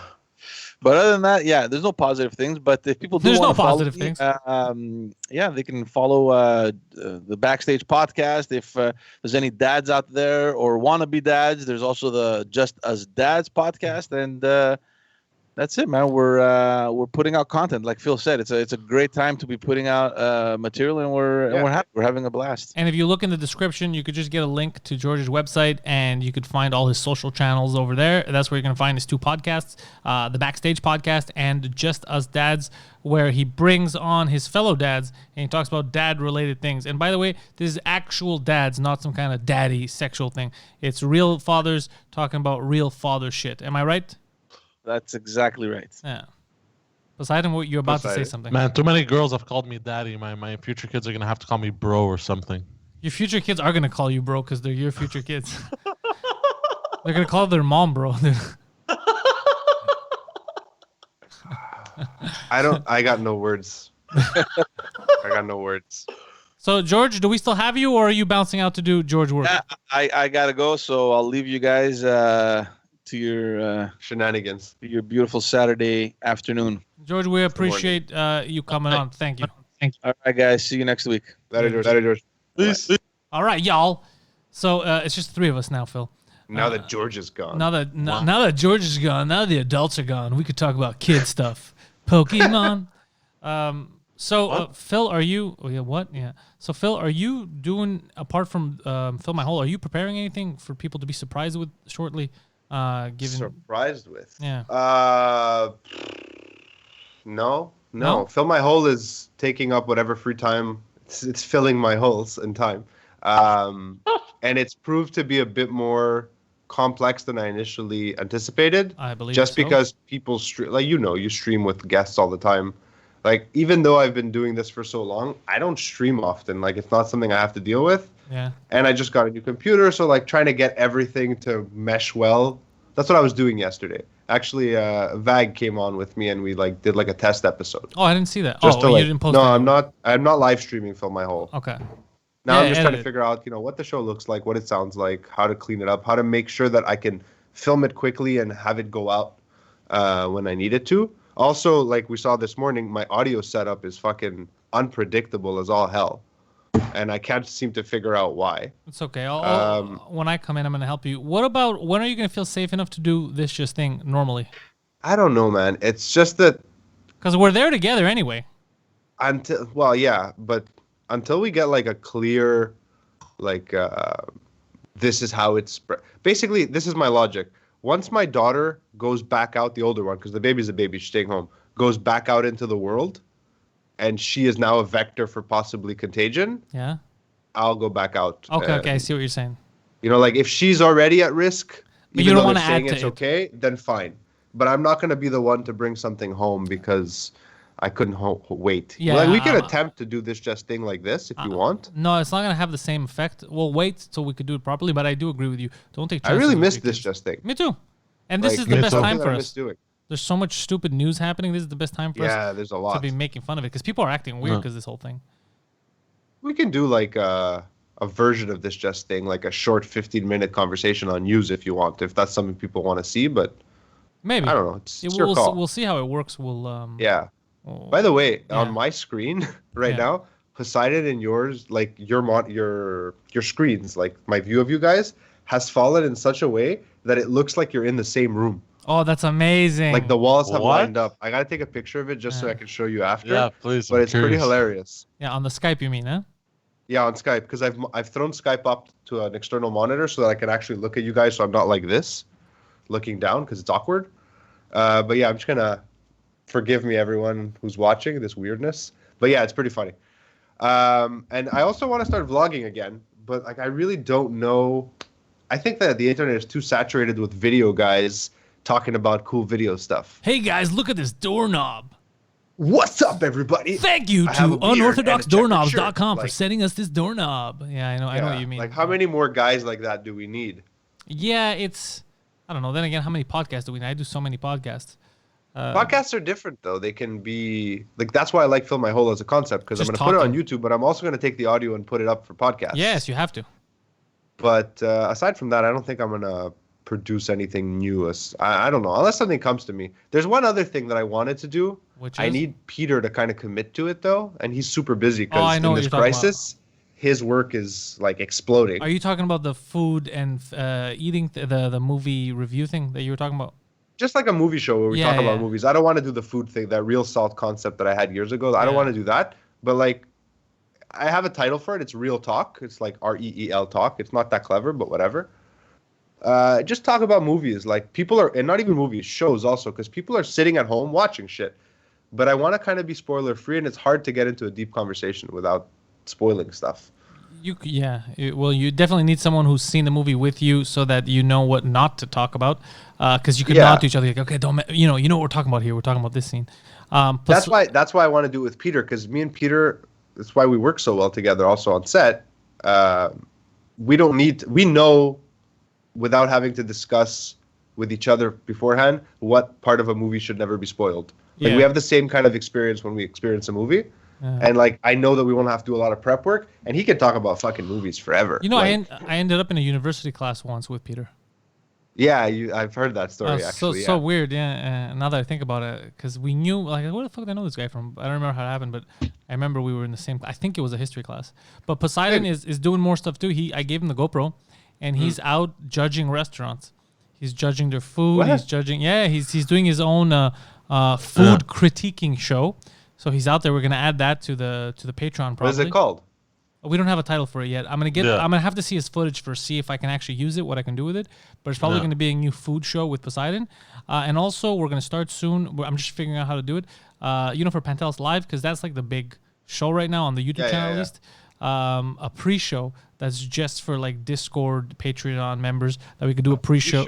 Yeah, the pre-show. It could be just a half hour. It could be anything. It could be us playing video games, talking with everyone, but talking with the Discord Patreon people, maybe bringing their audio in, like a little pre-show, and they could give ideas for the Pantelis Live of that day, what we could talk about.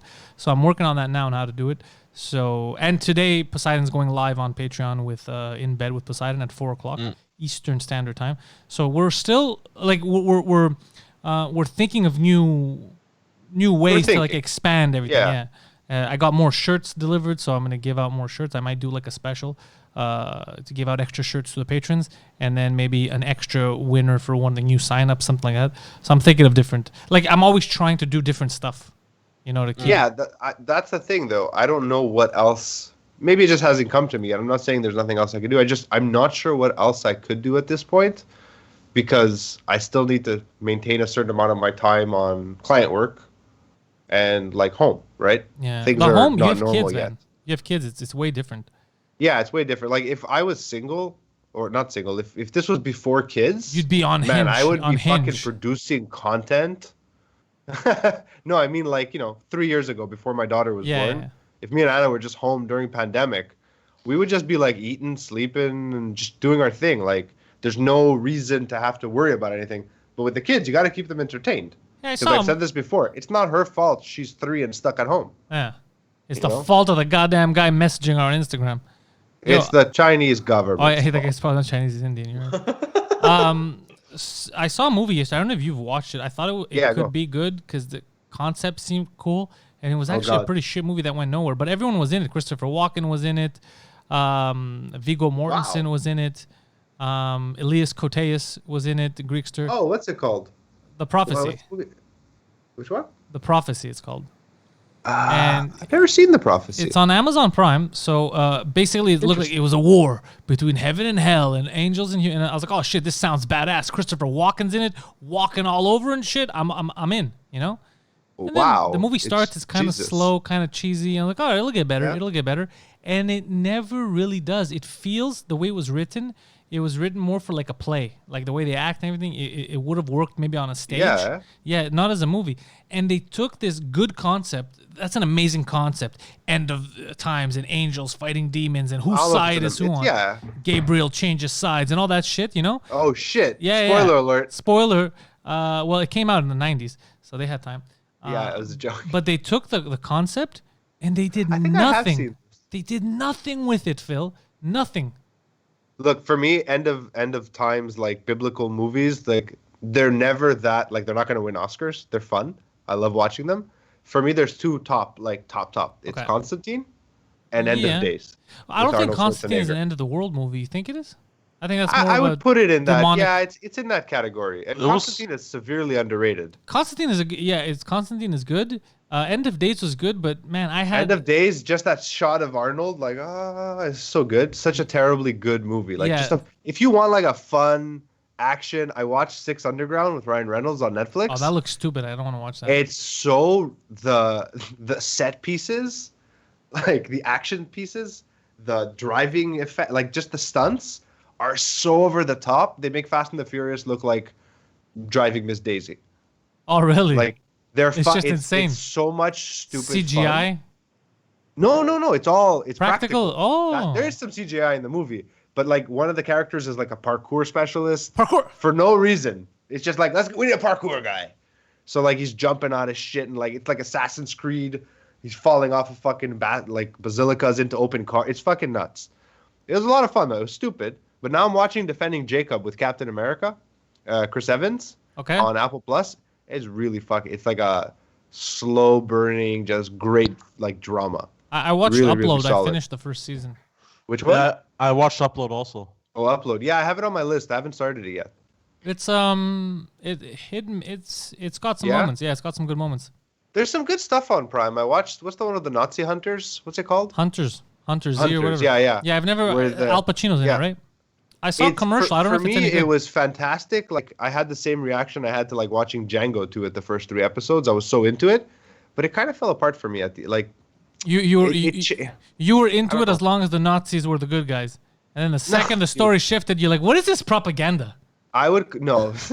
Honestly, this is the greatest example, aside from like Inglorious Bastards, Yeah. of what I would consider like the genre of like Jewsploitation. The way they had blaxploitation films, this is straight up Jewsploitation, and it's fantastic. Like it has that vibe, but that vibe can only take you so far. The story starts to get like muddled and weird. Yeah, I and don't give a shit. Inglorious. It was Bastards. interesting though. You'd like it. I think you'd like it. It's very comic booky. It has that vibe. I want to watch the Watchmen series on HBO. I haven't started that I yet. didn't like that. I watched a couple episodes. I Oh, didn't like really? it. Yeah, I didn't like it. It's was- very. yeah. I don't know. It's Did you too. like It Watchmen, though? tries to be too woke instead of having a good story. So Mm-hmm. I didn't like it. I like the Watchmen, but I didn't like the series. But I did. So here's the thing that I saw. Man, the fucking Japanese are crazy. There's a What show. did they do? There's a show on Prime called Tokyo Vampire Hotel. That's the greatest title. And I've that heard is in such an weeks, but awesome okay. title. Like I gotta watch this. But then it starts, and I was like, there better be English dub because like I don't want to read. Like I want to hear the audio, in English. So I'm Oh, waiting, really? and then it You starts. hate subtitles? And I'm like, all signs are pointing to this being in Japanese. And then all the text scrolling is in Japanese. I'm like, oh, this doesn't look good. I have to put subtitles on. I'm waiting, and then they're speaking Romanian, and I was like, there's a chance here. There's a chance I'll add another language. They're speaking Romanian. Then they go back to Japanese. I'm like, oh, they're fighting with me. They're fucking playing games. So then But I the had Romanian had subtitles? no. Oh, so it was just Japanese then Romanian. Yeah, just Japanese and Romanian. They're expecting you to be a very, very knowledgeable audience. So then a very cultured audience rather, so then I had to put the subtitles on. I realized it's mostly in Japanese, but there's some Romanian when they go talk to the vampire people from Romania. That makes sense. It is clearly a show film that was supposed to be an anime. Oh. But they made it live action because the people are acting the way anime characters do. Yeah. Like one of the guys he's talking about What is that? how something with the president's son or whatever, and then it does a flashback like what happened in the moment, and the guy's selling his kid to the vampires, and Okay. this is the interaction they have. He's selling the kid so that he could become president, and this is what he does. On the camera. And then, No. and I was like, what the fuck is this, man? That's not how real people act. Fucking Japanese are crazy. So, Fucking nuts. yeah, it's fucking nuts. And it's I'm very gonna colorful. watch that just for that, honestly. It's very colorful, and it seems like the story's a little out there, but it's still fun. It seems like if they had made it into an anime, it would have been amazing. And I don't like anime that much. but this can't. The way they're acting can't work. The way they have it, it's just Well, weird, look but at it's Scott fun. Pilgrim. Scott Pilgrim shouldn't have worked as a film. Yeah. But it does. Scott Pilgrim, I guarantee you had a way bigger budget than this thing. But it's a lot of Yes, fun though. fine. It's a lot. Like the first episode was pretty cool. A lot of killing in the first minute. Like a lot of people getting shot in the head and shit. I'll check that out. But Yeah. I want to talk about the fact that you don't like subtitles. Yeah, I don't like didn't subtitles. know that. Yeah, you know why? I watch everything with closed captioning. No. Everything. That's one of the problems I have with my girlfriend is I've threatened to beat her up on numerous occasions. Is she likes having subtitles on, right? I feel, especially if I speak the language, that it takes me away from the movie. I don't want to. First of all, especially comedies, I don't want to see the punchline before they say it. It's all about delivery. It's all about how you say it. Do you know what I mean? Okay, I don't. that's fair. So, and the other thing is, a lot of it is they made a movie. They're asking me. There's a reason why they're showing me something on screen. I want to look at it. I want to be engaged with the acting. reason that's your biggest problem with it is because you don't do it enough. Because I remember when I started doing this years ago, it's because I used to watch TV really low, so I wouldn't wake up my parents when I lived at home. My brain is able to fully dedicate itself to the image, to what's happening. And But how? You're not looking at it. You're looking at the text. I'm reading from my peripheral vision. Yeah, no. And it's only there if I miss something. And a lot of times, it gives you stuff that the sound score, because it's been compressed, Yeah, you don't hear. you don't hear. You're And right. my wife hated it. She used to get so pissed off. She's- Now she's- we're like watching TV, and she's like, whoa. Why aren't the closed captions on? What's going on? Oh, How are we really? supposed No, to know I what's can't- happening? I can't. Like, I love it. That's why. I grew up my life with closed caption because of video games. Video game cinematics, especially yeah, in the that's 90s. true. That's true. So I'm I used never to. played as many as you did. I got used to it, and then and when they started giving the option to take them off, I would still keep them on, right? Because I got used to it and I wanted to see what's going on. I like them. But for movies, I don't know. I want to be engaged in the movie. I hate when a punchline is ruined. It happens a lot. Yeah, I never thought of that actually. Yeah, and then But 9 times out of 10, let's be serious. Like, there's very few comedies out there where you don't see the punchline coming a few seconds before. Yeah, but I mean, you, right? I'm talking Yeah. about you, not everyone. Yeah, no, I know. It happens a lot. I try to keep my mouth shut because it ruins it for everyone else. Yeah. But now, even if I keep my mouth shut, the text is down there fucking Yeah, 10 okay. seconds before they say it, which makes it even worse for me. So, That's but yeah, true. Tokyo Vampire Hotel, weird show, Tokyo Vampire Hotel. but such a good title. It is a very good title. What else is on Prime that I've been watching? I'm trying to think right now. We watch so many random things. My wife is obsessed with the new reboot of Charmed.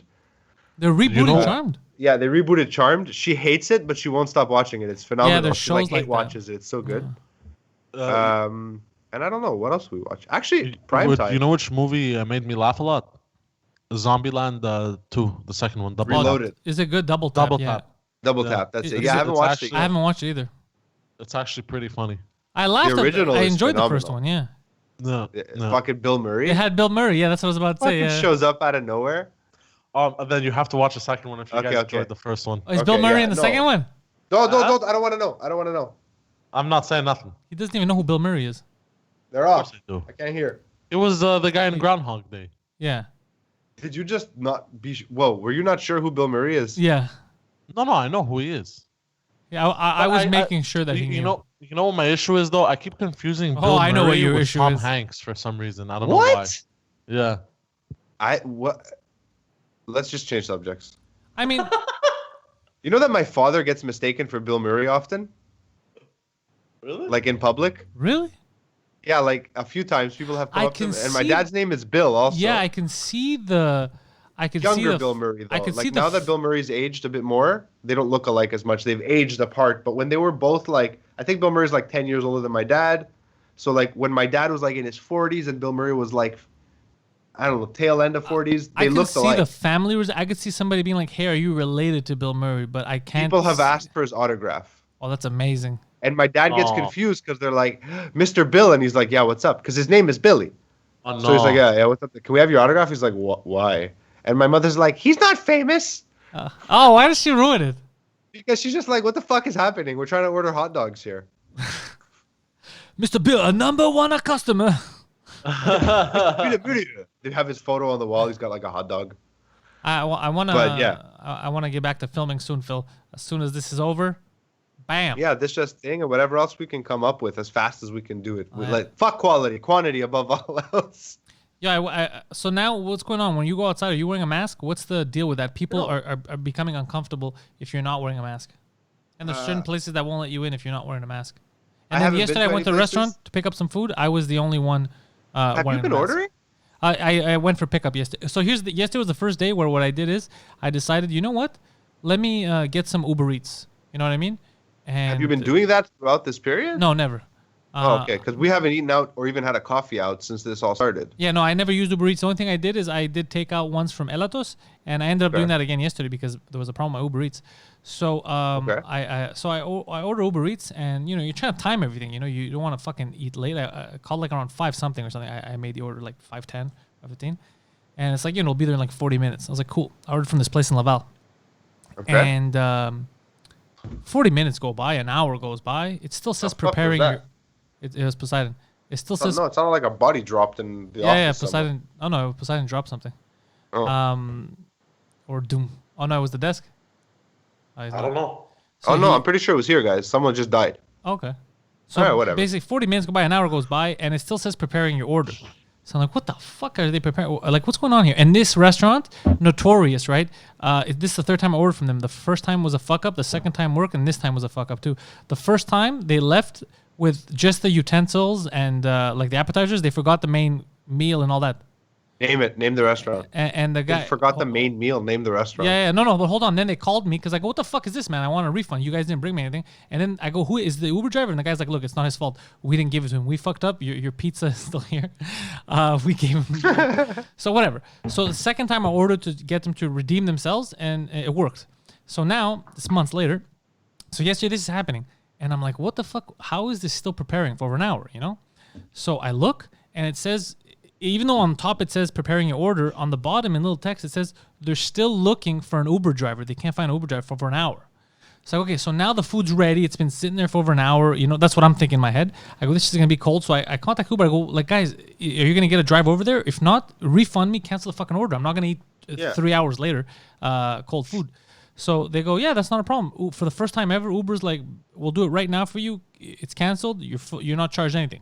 $0. Interesting. First time, and it was like a $90 total order. So I was like, oh shit, first time, okay, they're nice.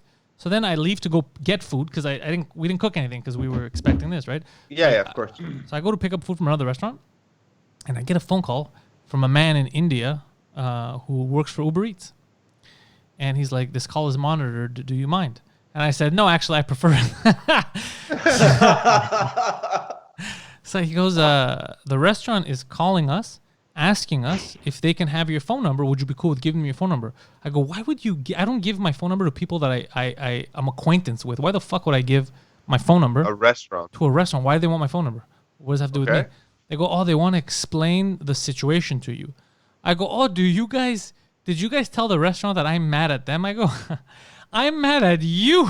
I go, Uber, you guys fucked up. I go, they were ready according to what it wrote. I go, you guys couldn't send a driver or whatever the fuck. I go, I'm not mad at these guys. I'm mad at you fucking be. It's your fault. If anything, you guys make sure that you're cool with them and like you, make sure that they get paid or whatever the fuck, but don't give them my fucking number. He's like, oh, okay, I'll tell them that you're not mad at them. Like the restaurant gave a fuck if I was mad at them or not. Well, if you're gonna leave a bad review, oh no, I would. I didn't leave any review. I didn't leave any review. I'm not gonna do that. But I'm never going there or ordering from them again because that's like it's literally now 66% of the times there's been something weird. That's pretty fucked up. Your first mistake was ordering from Laval. Yeah, that probably was. There we go. There we go. That was the problem. Yeah. So yeah, it was just fucking weird when he goes. They're asking for your number so they can call and talk. Like, what are we friends? Like, get the fuck out of here. Like, and also, as much as I'm not mad at them, like, call me for what? Call Uber and have them fix shit. You know what I mean? Don't call me. Yeah, like, seriously. And what are you gonna tell me? Look, we know that last time we forgot your pizza, and that this like what Our are you? bad. Yeah, like just. But they wouldn't know that it's the same person twice because there's no way of identifying you on the restaurant's end. There's no way they knew. It's just that they wanted. I guess they're just doing PR. They probably wanted to. Yeah, that's all. They're just making. They're doing. They don't want to lose they don't want to lose a customer. Yeah. But now, well, everyone who does delivery of any kind is like completely slammed right now. Yeah. I ordered a pair of running shoes. I think it's been like 9 weeks now. Oh, from like where? right before this all started. Right before, and they're like, I don't know where they are. Oh, and Canada Post won't admit that they've lost it. That's the fucking worst. Nike won't refund it because they're like, have you? My wife had the most. I'm getting Twilight angry. Zone conversation with a Nike rep the other day. We're trying to refund it because we're like, it's not coming. It's lost. It hasn't been updated in 10 days. And So she says, we have the tracking number. It hasn't been updated. She goes, perfect. Can I have the tracking number? She goes, it was literally the first thing I sent you. Here it is again. Perfect. Let me look into that for you. She waits a few minutes. She goes, okay, it hasn't been updated in a few days. We're like, cool. We just told you that. Yeah.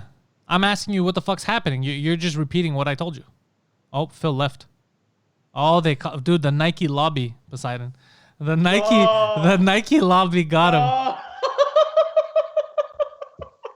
Oh, Nike ain't fucking around now. That's amazing. That is so funny. That's the best timing. How good is that? Priceless. I'm not doing. By the way, this Bro. is. I didn't fuck around. It's not on my end. He literally. Man, that is hilarious. Yeah, Nike stopped him. Nike's like, you're divulging way too much. That is amazing. Oh, that is priceless. I'm so glad you caught that on camera. Yeah, but even all that shit, bro. UPS, right? I see in the chat, mental funeral. No, Trick was talking about UPS. Dude, UPS had one of my packages on the truck ready for delivery for 3 days, bro. I was like, what is the package doing, bro? He's just going around the city. By the way, you know how we always used to shit on Intelcom? Yeah. Look, during this whole ordeal, I gotta give them some credit. Why? They did good by you. Man, they leave the package on the inside. They take pictures, send them to me by email. Yeah. To make sure that it's there. And like my cane is supposed to come in the next 3 hours. Yeah. So when the package is about to come in, they send you an email. Hey, within the next 3 Yeah, hours, it your happens to package me should too. be Yeah, they're coming in. trying their best. Yeah, and usually like the cane said it was gonna come at the end of the month, but I'm getting it today. I told you. Didn't I tell you? Order it right away. It's gonna come. Yeah. Oh, and I was gonna tell So- Phil I ordered these chocolate bars that he was telling me to order. I think one of his buddies works there or some shit. But now I can't tell him because he has no more internet because the Nike lobby got him. Am I screaming into the mic, by the way? No, you're not screaming. Why? No, okay. Because the thing is, I can hear everyone else, but I can't hear myself in the headphones. Okay, I can't tell. that's just your settings. Yeah, I don't know. I don't know. Where how to are your fix that. headphones connected? To what you gave me, the mixer. Okay, and you're not you didn't set monitor on. Is that why? Hello? No, I still can't hear myself, even What? though it's on. Really? Yeah. What about the volume? Is the volume up? Maybe you have to put the volume up, right, to hear yourself. Yeah, the volume is up. I still can't hear myself. None of that sounds believable, Poseidon. Anyways, I swear to God, it's on right now. so I'm gonna tell people right. Oh, there's Phil's in the chat now and said internet just went down. So Poseidon, they're gonna find you actually later today, right? Who's ever a patron, Yes. patreon.com/Pantelis.